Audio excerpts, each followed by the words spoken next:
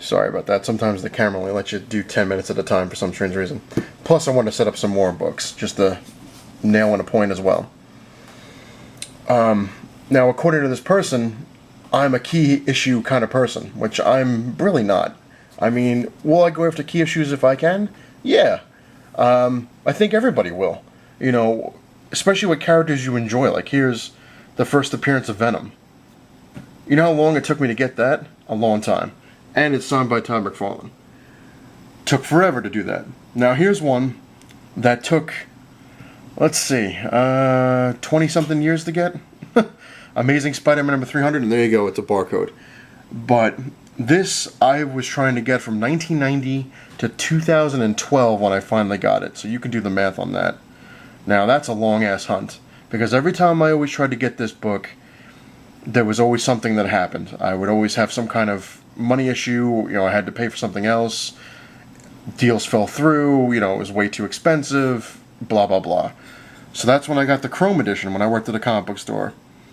Comic book store owner said, hey, you know what, I got 300 and I know you've been looking for it. I'm like, really? And he shows me this. I'm like, what the hell is that? He's like, oh, it's like a variant. And I was like, is it the same story? He said, yeah. Now, I had no idea that this, majority of the time, is worth more than this.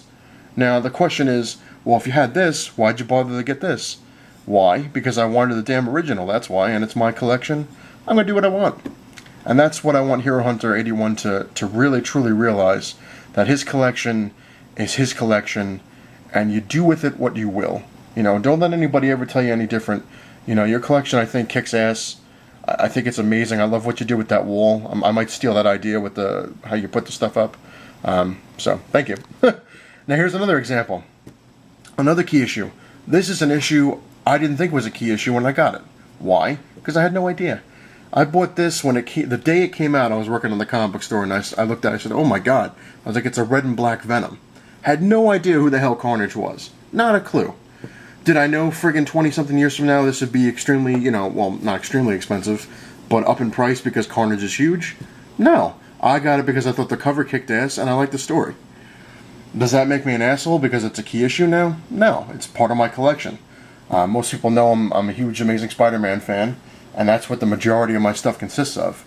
But I do have other interests. I do go after a lot of things. Like I said, for instance, if it was a key issue I wanted, am I not going to go after it because it's a key issue? No. I'm going to go after it because I want it, and it's my collection. I'm going to keep repeating that over and over again. Another example. As I move these out of the way, I'll show you a couple more key issues, because I was watching Lightning 2288, and he made some awesome points, and he was showing key issues as he was going along. So I'm going to show you some of my key issues, just to prove what an asshole I am. Sorry, the better is. I can't wait to get a new camera. But anyway, just to show how much of an asshole I am, I'm going to show more key issues. Here's X Factor number 6, the first Apocalypse. X Factor number 17, the first Richter. X Factor number 24, the first Archangel. Here's one that not many people know of. New Mutants number 29, the first appearance of Strong Guy. And New Mutants Annual number 2, the first U.S. appearance of Psylocke. So there's a few more key issues. Does that make me an asshole because I have key issues in my collection? No. It makes me smart. Moving on to some more key issues as I go over some stuff. I know people will probably be like, you know what, you're a hypocrite because, you know, a month ago you were getting ready to sell your collection. Let me tell you something. Making that decision is extremely hard, number one. And number two, when I was looking at my books to try to go over what I had, just kept making me smile because I'm beyond proud of my collection, what I have. I feel blessed to have certain books that I have in my collection, that a lot of the stuff I got when they came out, so I was lucky. A lot of stuff it took years, like you saw the Amazing Spider-Man 300, for me to collect, to finally have in my collection. And it makes me proud, you know, I busted my ass to get those things. And, you know, I don't think it's cool for people to judge other people on their collection, because you can never compare your collection to somebody else's. Because somebody else is always going to have something more, or they're going to have something cooler than you know, because you're going to be like, oh, you know, I wish I had that. It's just part of the game. It's just part of the whole thing. I mean, when I watched Hero Hunter 81, I watched some of his, you know, when I watch his videos, a lot of his stuff in his collection, I'm like, oh my god, I was like, I wish I had that. But because of that, me, the person that I am, I work a little harder to try to find that book or find it for the right price, and then I'm happy. I'm like, hey, you know what? I got a book that I wanted, you know. Or sometimes, like I said, when I watch his videos, I'll see stuff that I totally forgot about, or didn't even know was a key issue, or just important, and I'll be like, oh, I have that one. I didn't know that was his first appearance. Oh, that's awesome, and it makes me feel a little more proud that I have it in my collection. I'm like, hey, you know what? That's awesome. Now I know a little more about the book. And here you go. New Mutants number 87, first Cable. 98, the first Deadpool. And X-Force number 2, which is the second appearance of Deadpool. Now, like I said, people will be like, oh, you're a hypocrite because, you know, you're going to sell your collection. When I was sitting on the couch going through my stuff, being proud of my collection, I kept thinking, I'm like, you know what? I can't get rid of this stuff. You know, I love it too much. It brings a smile to my face. You know, I love these books. And back in the day, which most people have heard, you know, when you say back in the day, you're supposed to mean like more than 10 years ago. When I was around 21, now I'm 34, oh God, I had to sell a lot of key issues off to help my mother pay for, you know, certain bills and medical things and stuff like that. When I sold those books, you know, alright, it was a no-brainer because, you know, it's my mom, it's family, I got to do what I got to do. So I was proud to have key issues in my collection that I knew people wanted, that I knew that people would pay, you know, a certain amount of money for, because it helped me pay for my bills and it helped me pay for my mom's medical expenses. Now, when I sold those things, a lot of people I talked to, like Hippies Collectibles and all that, I tell them it was like almost cutting off an arm, because it's almost like these things here are family in a way, you know, because they've been with me for so long, or, you know, whenever I moved to a new house, these were the things I connected with. I always had these books. Well, not all of them, but most of them. I always had books to kind of bury my problems into. Like I would open a book of X-Force, or open an X-Men, or open a Spider-Man, and forget of all the crap that's going on in my life outside of this realm. And that's what makes collecting important to me as well. And then, like I said, when I had the choice, I'm sitting here, I'm like, I got to sell my collection again just so we could survive. It's another thing that every collector has to go through. Like, you have to decide, you know, is your collection worth being homeless?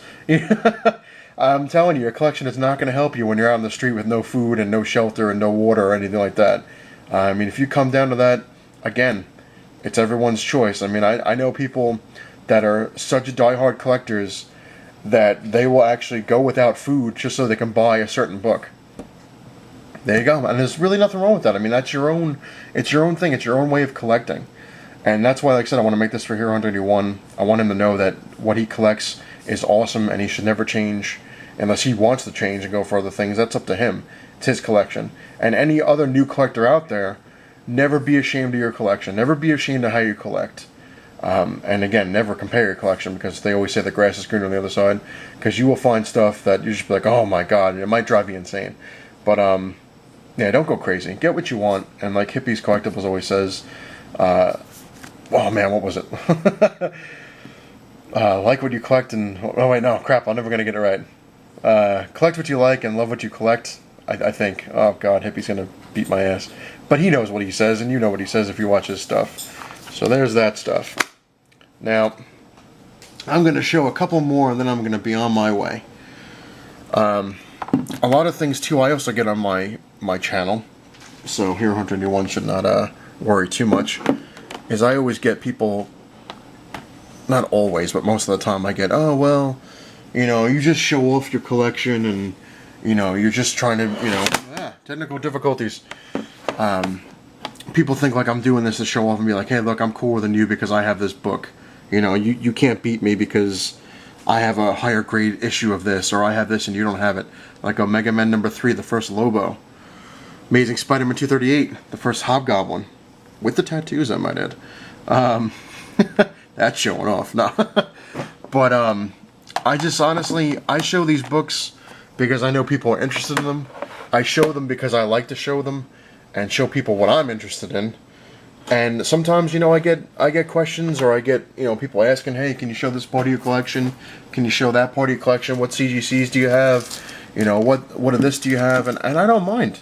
I love, you know, doing that because it's fun for me, and I hope it's fun for everybody else. And sometimes I show a book that nobody's seen before, or I show a book that no one knew, like Hero Hunter 81, when he shows a book that I had no idea was a key issue.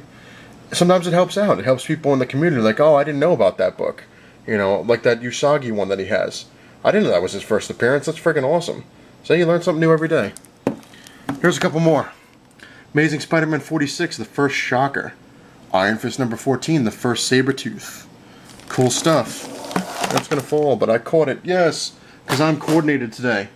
And the last key issue I'm going to show, which I've mentioned a dozen times, that I am proud to have this in my collection, even though it's such a low grade. I don't give a rat's ass because it's just the book alone. Incredible Hulk number 181.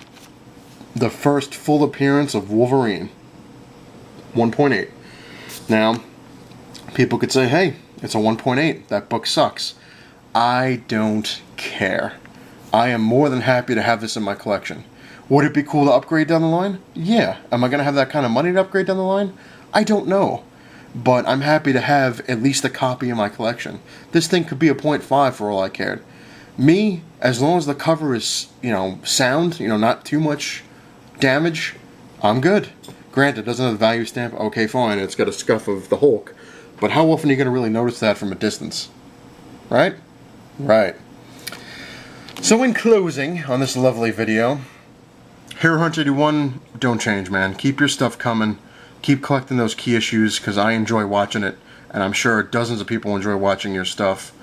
And don't ever change, man. And to all the new collectors out there and all the new people coming into the community, keep them coming. Keep on collecting. Collect what you want, man. That's the way to go. Get what makes you happy. That's the real down kind of thing, down kind of thing. Real reason people collect is they collect it because it makes them happy. Some people collect things because they couldn't get it when they were a kid. Some people collect things because they, oh, I remember having that, and they want to relive that experience. And some people collect because they just like to collect. Doesn't matter. There's no wrong or right way to collect anything. People collecting the way they want to collect, that's just the way it is. That's the way it's supposed to be. Just do what makes you happy. As long as you're not hurting anybody, there's no real victim or anything here. So, there you go. Hero Hunter 81. Like I said, man, this is for you. I love watching your stuff. Keep up the good work. And if anyone likes this video, like away. If you want to dislike, go ahead. Comment away. And be sure to subscribe to Hero Hunter 81. And, yeah, I'm going to get out of here now. So it's not the size of your cave that matters. It's what you have in it. Later, everyone.